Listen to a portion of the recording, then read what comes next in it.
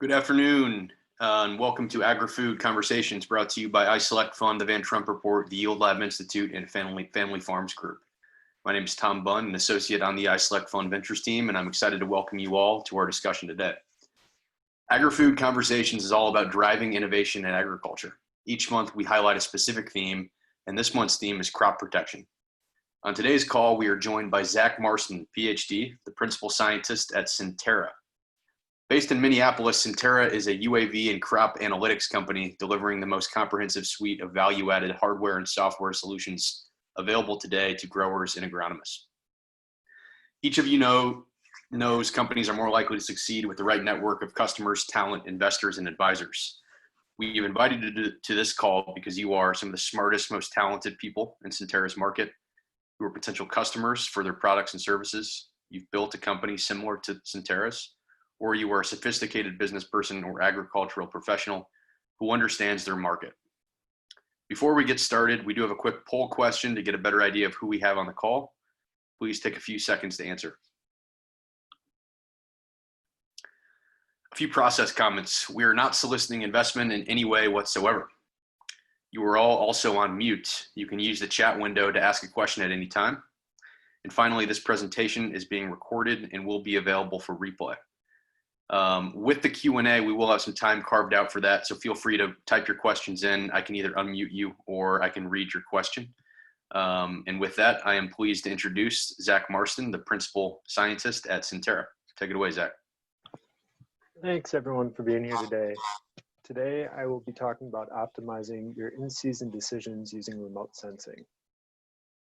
Brief overview of what we'll be talking about today. I'll go through a background on Sentera, talk about some of our hardware solutions, and introduce our Field Agent software platform. Then I'll be covering some of the advantages of drone-based scouting, our Field Agent analytics, and Field Agent notifications.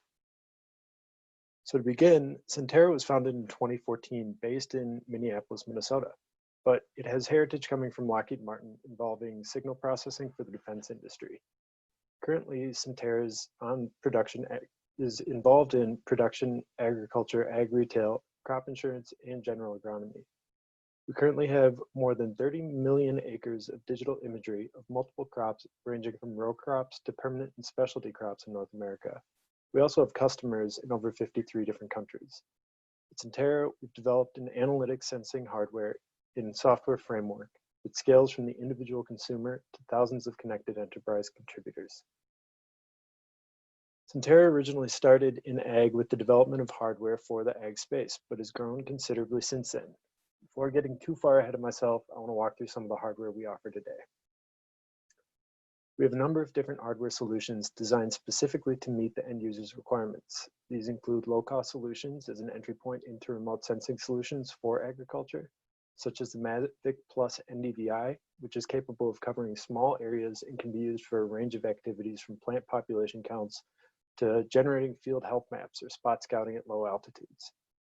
On the other end of the spectrum, we have our PHX system, which is a fixed wing drone that is most commonly equipped with our double 4K image sensor. And this can cover over 600 acres in an hour and provides the data necessary for a wide range of analytical insights. Most recently, we released our 6X multispectral sensor, which is equipped with 5 global shutter monochrome sensors and a high-resolution RGB sensor. Though this product was initially targeted for the research community, the sensor is actually proven to be quite useful for commercial applications as well. The sensor takes advantage of the discretely filtered monochrome sensors for high-quality radiometric accuracy involved in calculating vegetation indices. These indices have a wide range of applications, from your standard offerings of NDVI maps to the more advanced workflows of nitrogen variability mapping. Additionally, the high-resolution RGB sensor is an ideal sensor for many of the computer vision machine learning-based approaches that are now being demanded by researchers. The 6X has onboard processing capabilities as well through an FPGA that allows for real-time co-registration of imagery. This capability is incredibly important for the long-term development of integrating remote sensing into common commercial agricultural workflows. Onboard co-registration is one of the first steps towards the elimination of a lengthy stitching process after flights and allows for more rapid generation of analytics at the field's edge. Combine this with our industry-leading 5 frame per second sustained capture rate, and we begin to see the true efficiency the sensor is capable of delivering. These processes allow for faster flight speeds and reduced post-flight processing to generate a more immediate data product for analytical processing. Now I'm going to introduce to you the FIELDAGENT software platform. This software platform can be thought of as our data integration solution capable of analyzing data from numerous sources and providing agricultural insights, ultimately leading to better management decisions. FIELDAGENT by Sentera is the most powerful software stack built to collect and deliver in-season agronomic analytic insights for digital agriculture. The FIELDAGENT platform is designed to generate in-season whole farm insights to maximize decision-making practices that lead to better economic returns. FIELDAGENT integrates data from numerous sources, including data from drones, satellites, weather, soils, and field operations. All of these data are then run through powerful models and AI tools to develop analytical products that optimize outcomes. Additionally, there is an agent accessibility. FIELDAGENT is accessible through mobile, web, and desktop applications, as well as API integration, offering numerous ways to access your data. This is all put together to enable easily shared data in a streamlined workflow, moving from imagery or data acquisition through analytics and ultimately delivering agricultural insights. So now I want to get into a little bit of the advantages of drone-based scouting over conventional scouting. A lot of people ask the question, what is the benefit of drone-based scouting? Agronomists are walking out into the field and scouting anyway, so how can a drone improve what a human can do and already is doing today? The first thing we need to understand to answer this question is how imagery can be processed through an analytics workflow to deliver an insight, and how that insight can actually improve either accuracy or efficiency of conventional scouting. So to begin, there are several workflows for turning pretty pictures into real agricultural insights. But currently, these workflows generally fall into one of two buckets. One approach utilizes spectral analysis, or in the most basic sense, the analysis of color. Second is computer vision machine learning, or CVML. And this is essentially training a computer or artificial intelligence model to do what our eyes do, see specific things we're interested in. Overall, there are some workflows that utilize both of these approaches, but spectral analysis is generally targeted towards things like general plant health, nutrient status, weed detection, or stress detection. CVML, on the other hand, is better suited for things like counting plants, classifying plants, doing weed identification, and stress identification. So one good example, and one of the more popular ways that drone-based scouting is improving conventional scouting, is through the generation of NDVI health maps. Not only do these maps cover the entire field, which could take a traditional scout a very long time, these NDVI maps can be used to selectively plan areas of the field to visit.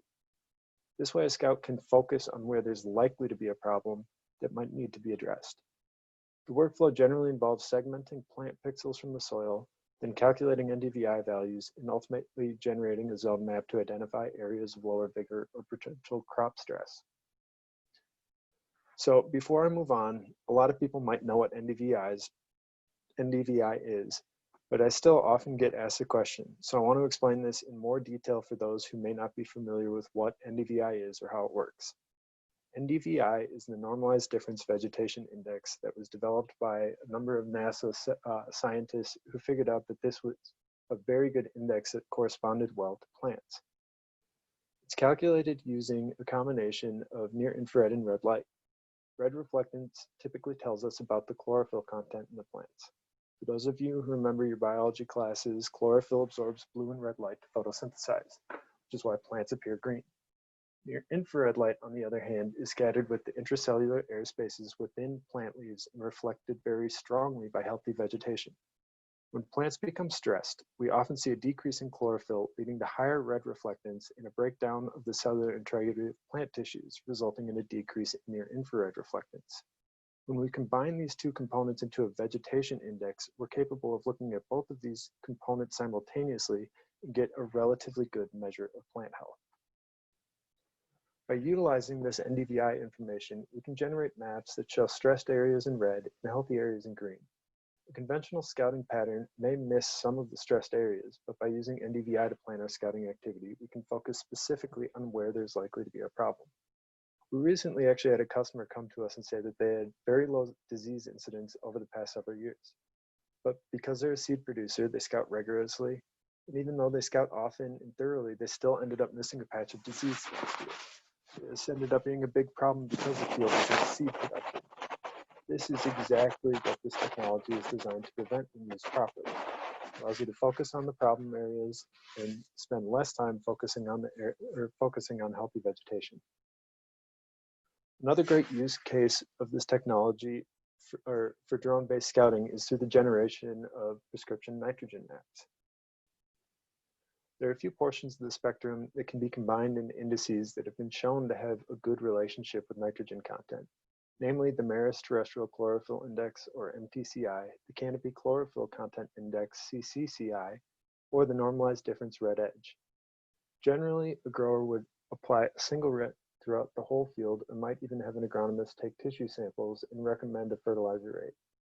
Using remote sensing, though, the workflow is best performed through acquiring imagery, calculating one of these indices, generating a zone map, tissue sampling based on these zones, and ultimately creating a variable rate prescription to reduce fertilizer costs while ensuring yields are maintained.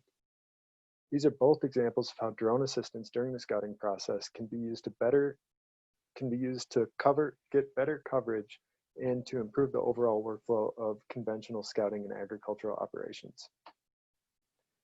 Now that we've covered some of the basics on drone-based scouting and how it can improve workflows, I'll talk to you about three of Sentera's field agent analytics to showcase some of the capabilities within the field agent platform.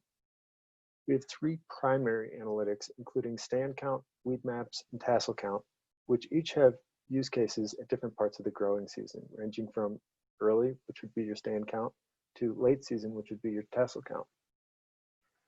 If you guessed that our stand count analytic is counting plants, you're absolutely correct.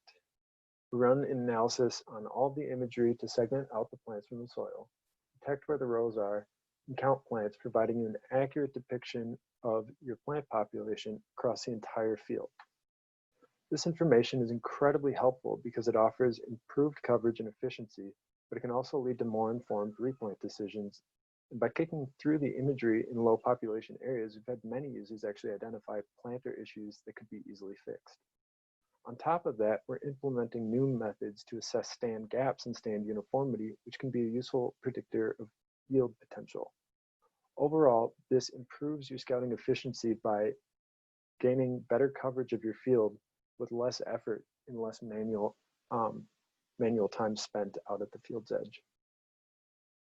Another one of our field agent analytics products is weed detection and weed identification.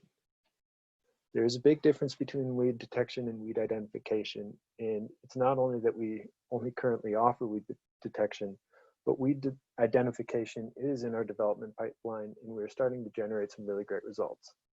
The big differences are that weed detection finds where in the field there might be a weed based on spectral data, field geometry, and computer vision.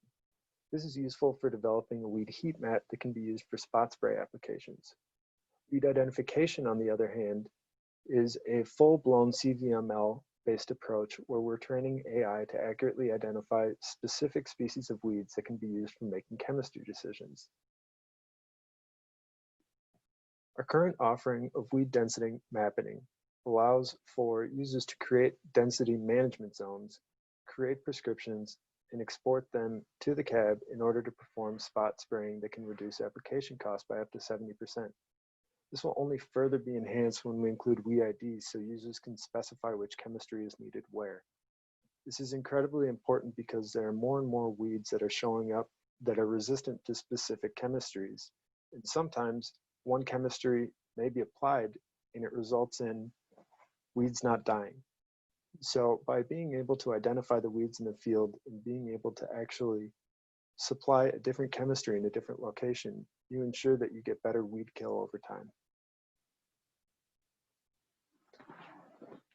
Another analytic that we offer is tassel count. Tassel count requires flights with a specified ground sample distance to generate imagery that is run through a CVML-based approach to count all of the corn tassels in every image. This can then be used to create an additional population map that can be compared to early season stand counts to determine if there is considerable die-off in a portion of the field.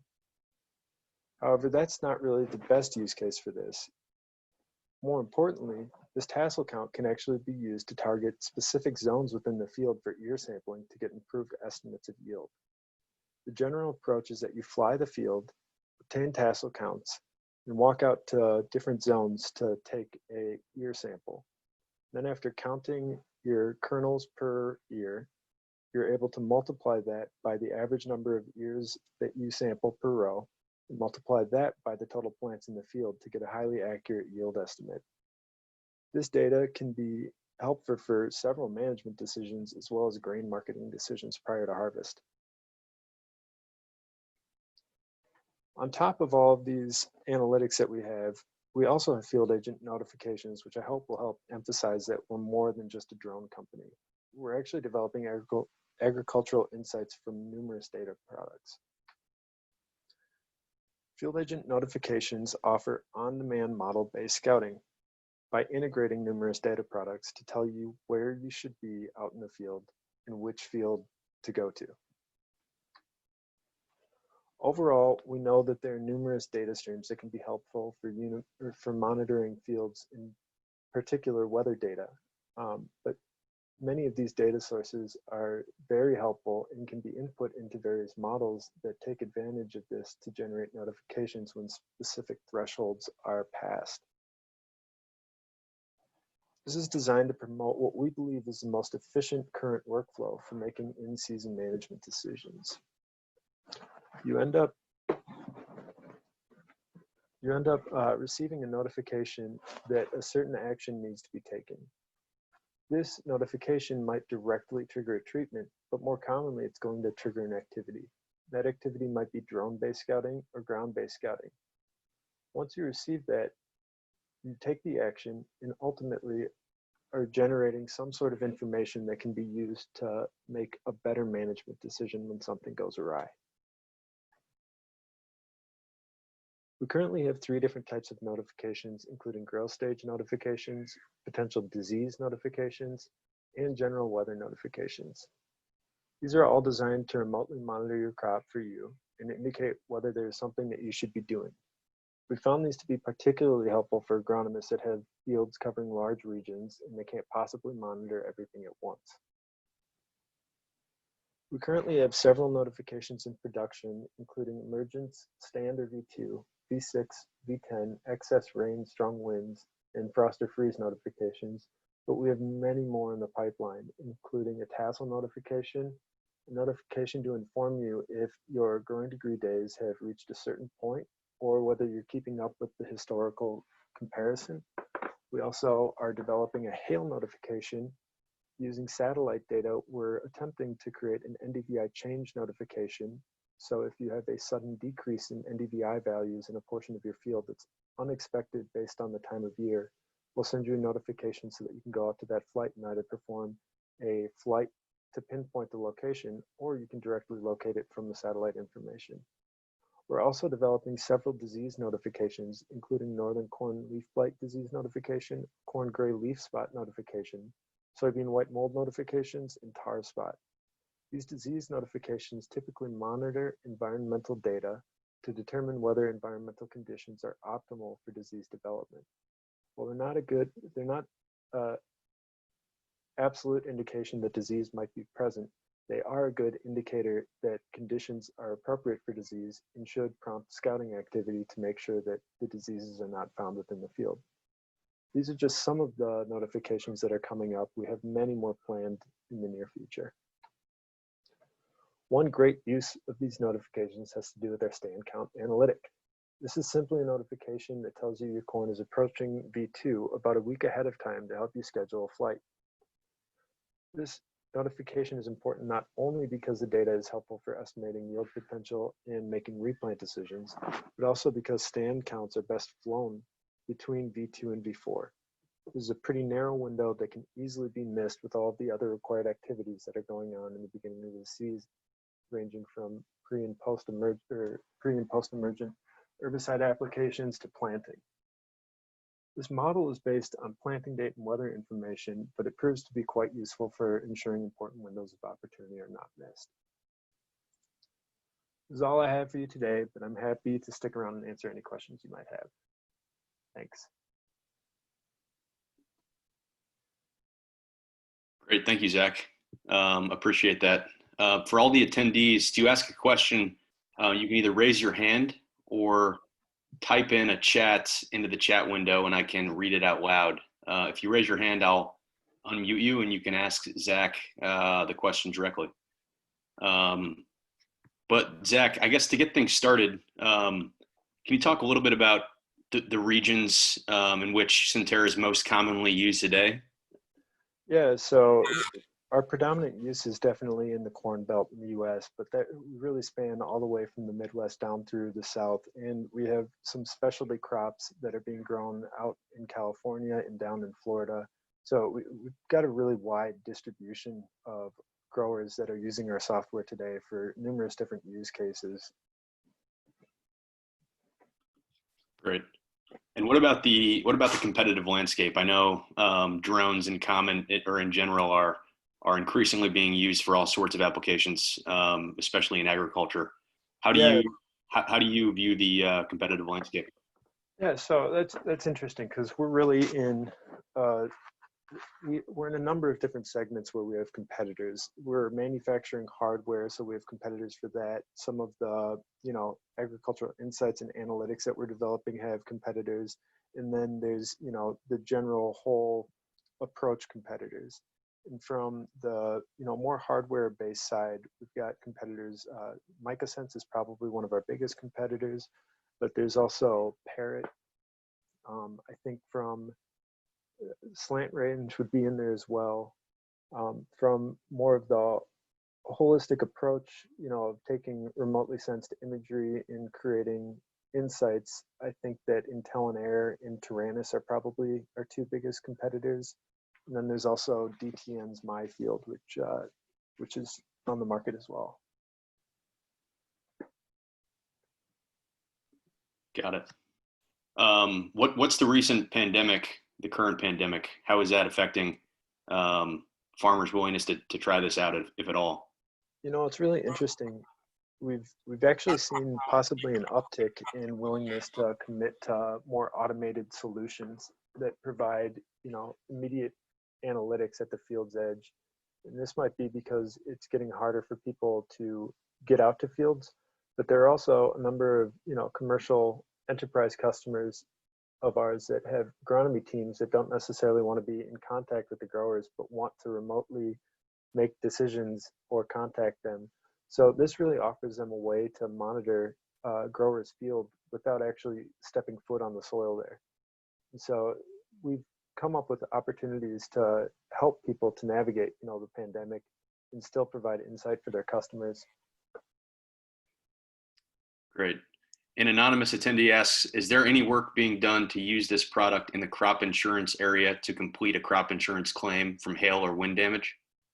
Yeah, so actually that's one of our current API partners, Crop Risk Services.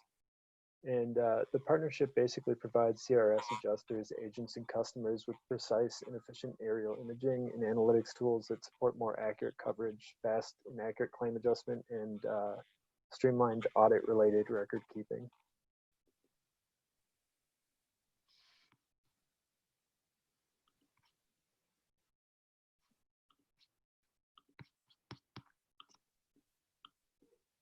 Zach, what's next on the roadmap? What's in an ideal world, what's the rest of 2020 look like for you? Maybe in terms of acreage and in terms of technology development, and what are some of the things we can expect to see out of Sentera in the coming months? Yeah, so we have hit a record number of images being downloaded each week. I think we were over 1 million images a week as of last week or 2 weeks ago. So we're seeing a much higher volume of data than we've ever seen before, and we're trying to build out more processes that make utilizing our tools easier for everyone. TASSEL count is really fun for us because a lot of corn around here is about to hit TASSEL, and so we're really promoting that right now. And for the rest of 2020, we're hoping that we can actually develop a few more analytical products to be released next year. Great. Any other questions from the attendees? I'll give it a second for any to come in. But in the meantime, Zach, how can participants get a hold of you if they're interested in learning more? They can email me at zach.marston@sentera.com.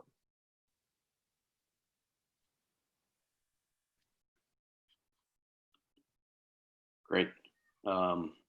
Well, Zach, thank you so much. Really appreciate it. To all our attendees, thank you so much for joining us. We host these calls every week at 3 p.m. Central, showcasing a new and cool technology in the ag and food space. So if you're interested, please register for upcoming webinars at iselectfund.com or agrifoodconversations.com. And as a reminder, if you know someone that would like to watch this webinar, who may be interested in Sentera's products and services, feel free to share it with them when you get the replay. A replay of this webinar will be emailed to you in the next 24 hours, or they can just go to agrifoodconversations.com and register themselves. So thank you all very much for your time, and we will hopefully see you next week.